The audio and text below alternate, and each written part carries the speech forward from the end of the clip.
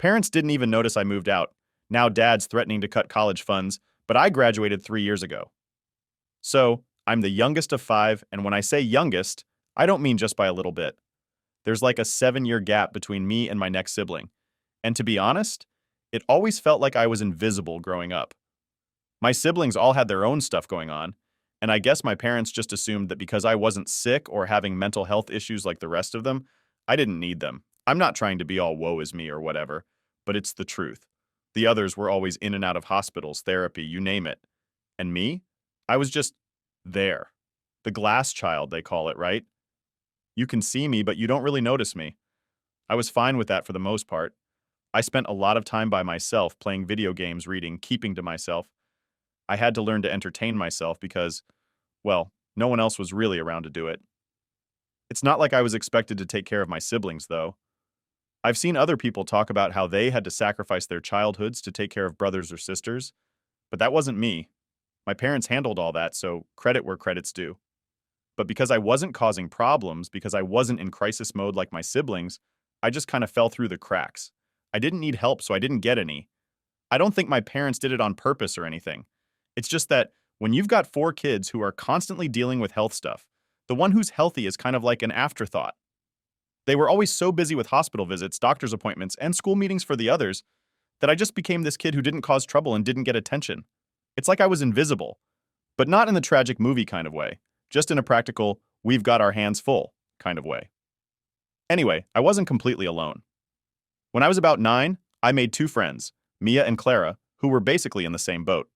Their families weren't great either, and we kind of found each other in this unspoken way. We just clicked, you know? We understood what it was like to be ignored, to be left out, and that bonded us.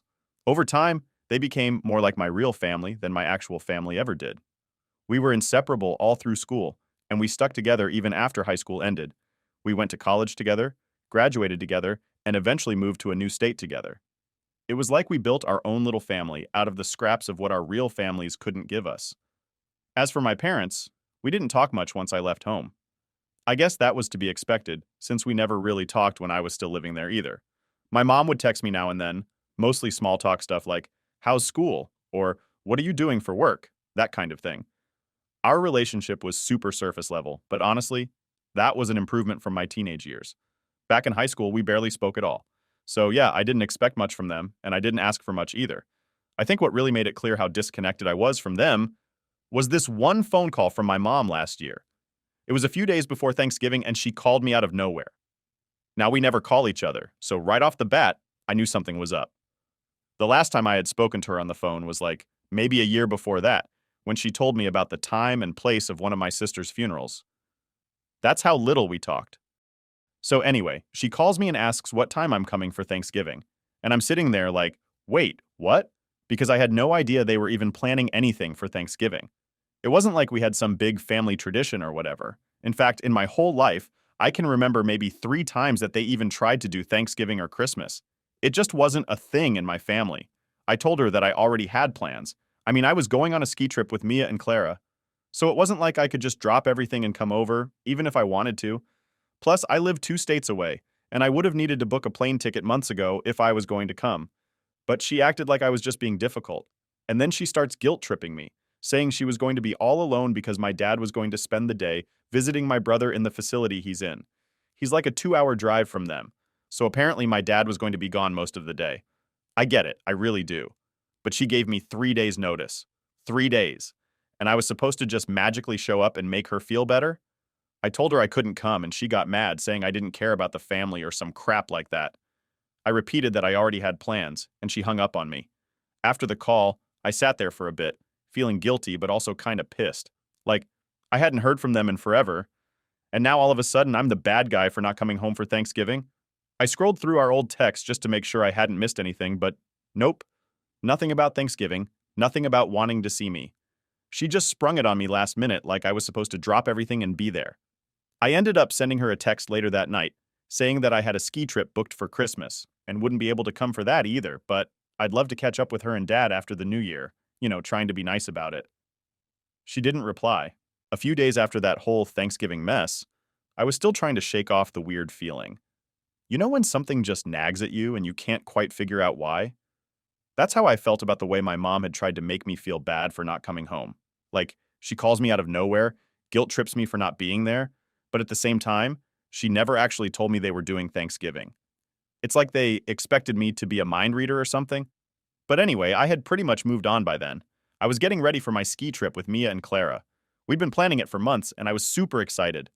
The three of us hadn't had a proper vacation in forever, so we were looking forward to just hanging out and relaxing. Then, out of nowhere, I get this text from my dad. Now, my dad almost never texts me, so I figured it was going to be important. But instead of something reasonable, he hits me with, "If you don't come home for Christmas, I'm stopping your college payments." At first, I actually laughed. Like what? I graduated 3 years ago. What payments? It was so out of left field I had to read it twice to make sure I wasn't missing something. I thought maybe he was confused or he was talking about someone else, so I sent him a text back, reminding him that I had already graduated. And if he thought he was still paying for my college, then he needed to check his bank account because someone was scamming him. I thought that would be the end of it. Honestly, I figured he'd feel stupid once he realized I wasn't in school anymore. But no. A few hours later, I get another text from him, this time saying that I was being selfish and ungrateful. He threw in a bunch of stuff about how they'd sacrificed so much for me and my siblings, and how I didn't appreciate any of it. Okay, first of all, I never asked for anything from them. Second, I didn't even know they were paying for my college because my grandma was the one who covered it. She told me straight up that she didn't want my parents messing with my education, so she took care of everything herself. So, yeah, I had no idea what my dad was even talking about. At this point, I'm kind of mad. Like, I get it if they're stressed out with my siblings and all, but guilt tripping me about stuff they didn't even do? That's a whole new level. So, I texted back, being as polite as I could manage, and said something like, "I'm sorry you feel that way, but Grandma paid for my college.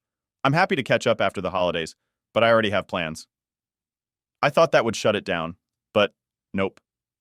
My dad decides to go full drama mode and starts texting me about how I've abandoned the family, how I'm turning my back on them, and that he's done helping me out if I won't make an effort. By this point, I'm just staring at my phone like, what is happening? Abandon the family? I've been living on my own for years and they barely even noticed. And now, all of a sudden, because I won't drop my life and rush back for Christmas, I'm the bad guy? I wanted to just ignore it, but I couldn't stop thinking about it. The more I thought, the more pissed off I got. It's like they hadn't spoken to me in months, hadn't bothered to check in or ask how I was doing, but the second they needed something, it was my responsibility to make everything better. I was supposed to be their backup plan or something. So I called Mia and Clara to vent.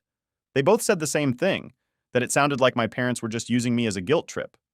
Mia said that they probably wanted me back home for Christmas so they wouldn't feel bad about themselves, not because they actually wanted to see me. Clara, as usual, didn't hold back and said straight up, "Screw them. You don't owe them anything."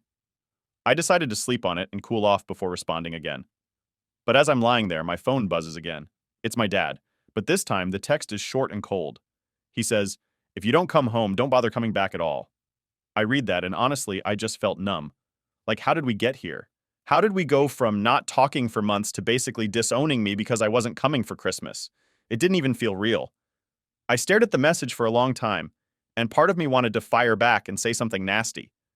I wanted to call him out on all the times they ignored me, on all the times I felt like I didn't even exist in that house. But instead, I just didn't respond.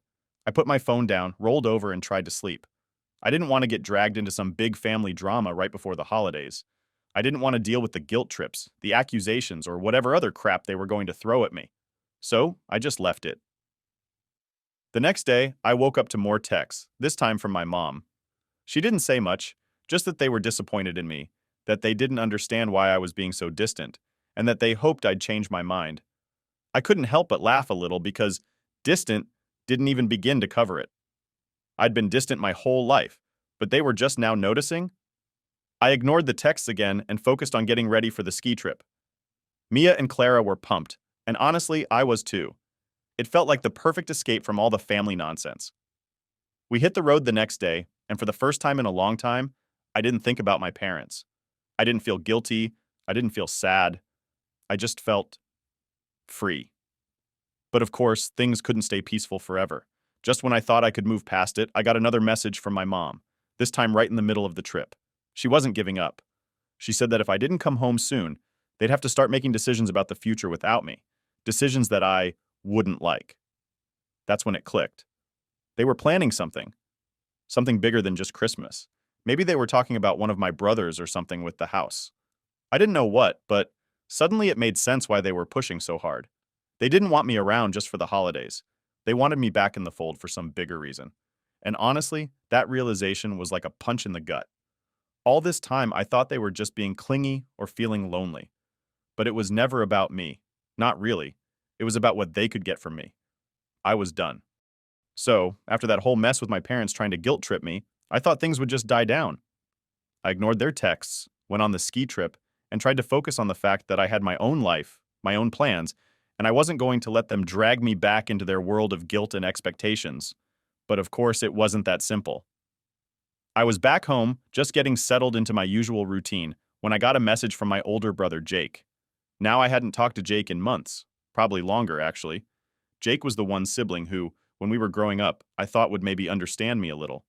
He wasn't as sick as my other brothers, so I always figured we could have had something more, but he was always too wrapped up in his own life. Whatever. Anyway, seeing his name pop up on my phone surprised me. His message was simple. Hey, we need to talk. I didn't know what he wanted, but I wasn't in the mood for more family drama. I texted back, about what? A few minutes later, he calls me. I debated whether to answer, but curiosity got the better of me. So I pick up the phone, and before I can even say hello, he jumps straight into it. Mom and Dad have been talking about making you the legal guardian for one of the boys when they're gone. I swear, I almost dropped the phone. My heart was racing, and I just sat there stunned for a few seconds. Was this some kind of joke? Like, after all these years of barely being in my life, now they're just going to dump this responsibility on me? What the hell are you talking about? I finally managed to ask. Jake sighs like I'm the one being unreasonable. You know how things are with Mom and Dad. They've got a lot on their plate with the other boys, and they're not going to be around forever. They need to know someone's going to step up and take care of things when they're gone. I could feel my blood boiling. And they think that someone is me? After everything? After all the ignoring and guilt tripping, they just assume I'm going to drop everything and take over their mess? Jake didn't seem to get why I was so upset. Look, I know it's a lot, but you're the only one who's really stable. The rest of us, we've got our own issues. I almost laughed. Yeah, well, maybe you guys should have thought about that before now. I didn't even know this was a thing. They never told me. They were going to talk to you about it, he said. But I figured you should know before they tried to spring it on you. I was pissed. This wasn't just about Christmas or Thanksgiving anymore. This was bigger. They were planning something long-term, and they hadn't even thought to talk to me until now, when it was convenient for them. They hadn't spoken to me in years, and now they wanted me to step in as the responsible one? No, just no. So what, they've been discussing this behind my back? I asked, still trying to wrap my head around it. Like, they just decided I'd take on the responsibility without even asking me? Yeah, pretty much, Jake admitted. They've been planning for a while. I sat there in silence for a minute, just staring at the wall, trying to process everything. Part of me wanted to scream at Jake, but I knew it wasn't really his fault. He was just the messenger. But that didn't change the fact that my parents were about to screw me over in the biggest way possible. They weren't just asking for a favor. They were asking me to dedicate the rest of my life to cleaning up after them. I was done being invisible, but I sure as hell wasn't going to become their backup plan now. So what am I supposed to do? I asked, feeling more defeated than anything. Just drop my whole life and move back home? Give up everything I've worked for? Jake didn't have an answer for that. He tried to talk about how hard things were for our parents, how they were struggling to manage everything with my brother's care, but I didn't care. I'd spent my whole life being pushed aside because I wasn't a problem. Now, they wanted to use me because I was the only one who had my life together? It wasn't fair. I'm not doing it, I said, cutting him off mid-sentence. I'm not going to be their backup. They didn't give a crap about me for the last 25 years, and they sure as hell don't get to make me responsible for everyone now. Jake was silent for a second, then said, I get it, I do. But you're still part of the family. Family? That word made me want to scream. Sure, I was part of the family, but only when it was convenient for them. Only when they needed something. When I was a kid, they didn't care if I was okay or if I needed help. But now that they were scared of what the future held, suddenly I was the one they needed. Tell them I'm not interested, I said. And don't bother calling me about this again. I hung up before Jake could respond, and for a while, I just sat there, staring at the phone, trying to calm down. I felt like my whole life had been leading up to this moment where I'd finally had enough. Enough of the guilt trips, enough of the manipulative texts, enough of being ignored and then used. I wasn't going to be their safety net. A few days passed without any contact from Jake or my parents.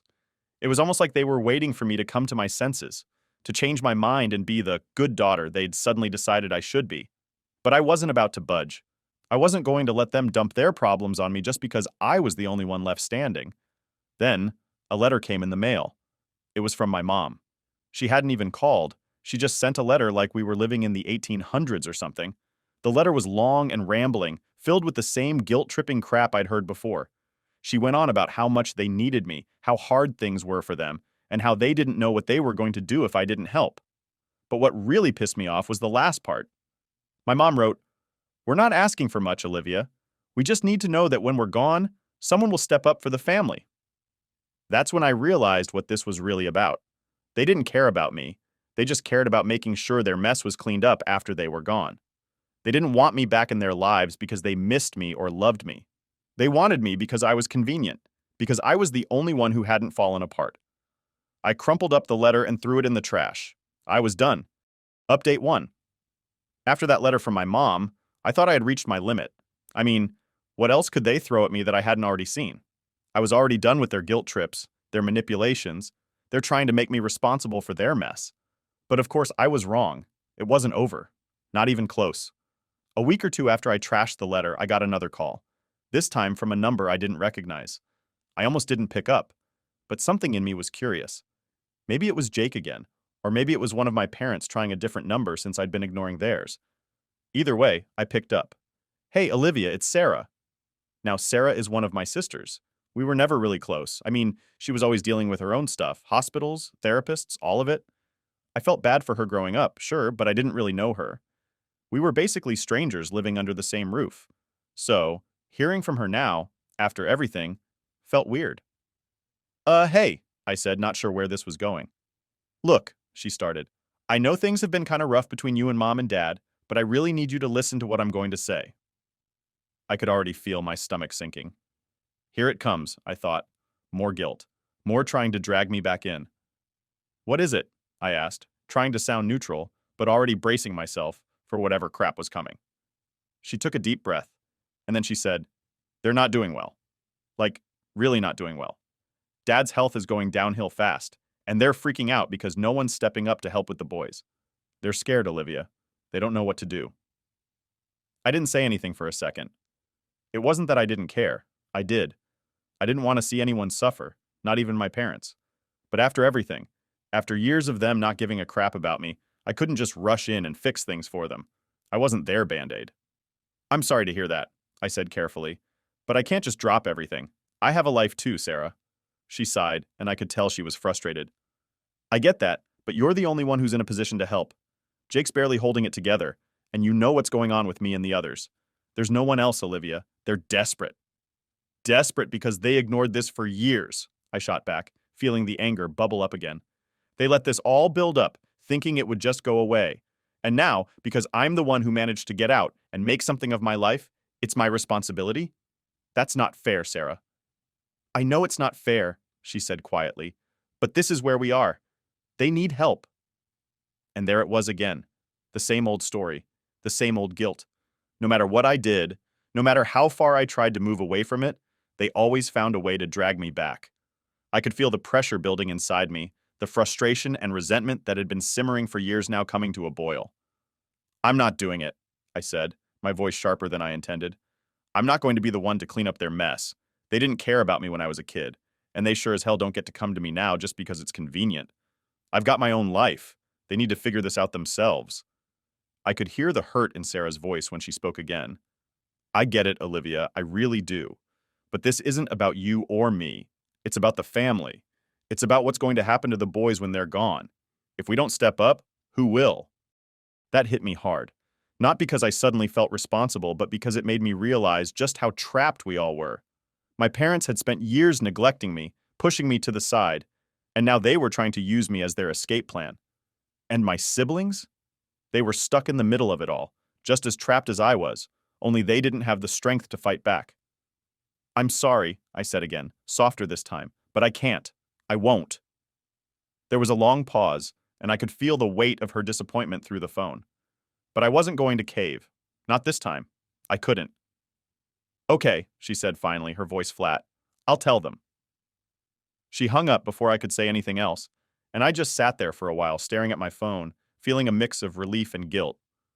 I didn't owe my parents anything, I knew that, but still it hurt. It hurt to know that my family was falling apart, and I was powerless to stop it. Or maybe I wasn't powerless, I just wasn't willing to sacrifice myself for them anymore. A few days later, I got another letter from my mom. This time, it was even worse. She didn't even bother with pleasantries. She went straight for the guilt trip. She wrote about how disappointed she was in me, how I was letting the family down, how she couldn't believe I would turn my back on them in their time of need. She threw in a bunch of stuff about how hard it was for her and my dad, how they'd sacrificed so much for us, and how she didn't know what she'd done to deserve a daughter who was so selfish. It was brutal, and for a second it worked. I felt that old, familiar sting of guilt, the same guilt I'd felt my whole life growing up. But then I remembered all the years I'd spent being invisible, all the times they'd forgotten about me, all the moments I needed them and they weren't there. And I realized that this wasn't about them needing help. This was about control. This was about them trying to pull me back into their web, to make me feel like I owed them something. But I didn't owe them anything. Not anymore. I crumpled up the letter and tossed it in the trash, just like the last one. I was done. I was done being their pawn. I was done letting them manipulate me. I had my own life now, and I wasn't going to let them take that away from me. The next day, I blocked their numbers. I blocked Jake's too, just to be safe. It wasn't an easy decision, but it was the only one that felt right. I couldn't keep letting them drag me down, keep making me feel like I was responsible for their problems. They made their choices, and now they had to live with them. For the first time in a long time, I felt free. Update 2. Blocking their numbers felt like a relief, like this heavy weight had been lifted off my shoulders. For the first time in, well, ever, I had control over the situation. I wasn't sitting there waiting for another guilt-tripping message from my mom or a surprise call from Jake. It was quiet, peaceful, but of course that didn't last. About 2 weeks after I blocked them, I got a knock on my door. I wasn't expecting anyone, and honestly I thought it might be a delivery or something. But when I opened the door, there she was, my mom, standing right there on my doorstep like she had every right to be there. I don't know how she found me. I mean, I hadn't exactly been hiding, but I didn't think she'd just show up at my place. She looked different. Older, I guess. Or maybe it was just the stress, but either way, I could see that things hadn't been easy for her. But I didn't feel sorry for her. Not anymore. "What are you doing here?" I asked, keeping my voice as calm as I could. She didn't answer right away. She just stood there looking at me like she didn't recognize me. Finally, she spoke. "We need to talk, Olivia." I sighed. "No, we really don't. I've said everything I needed to say. I've made my decision." She stepped forward like she was going to come in, but I stood in the doorway, blocking her. I wasn't about to let her in and let this turn into another guilt trip. "Please, just listen," she said, her voice softer now. "Your father's getting worse. He's in and out of the hospital, and we don't know how much time he has left. I don't know what to do, Olivia." There it was. The card she'd been waiting to play. The "your father is dying" card. She didn't say it outright, but I knew that's what she was hinting at. And I'm not heartless. I didn't want my dad to suffer. But after everything they'd put me through, I couldn't just drop everything and rush to their side. "I'm sorry," I said, trying to keep my voice steady. "But this isn't my problem.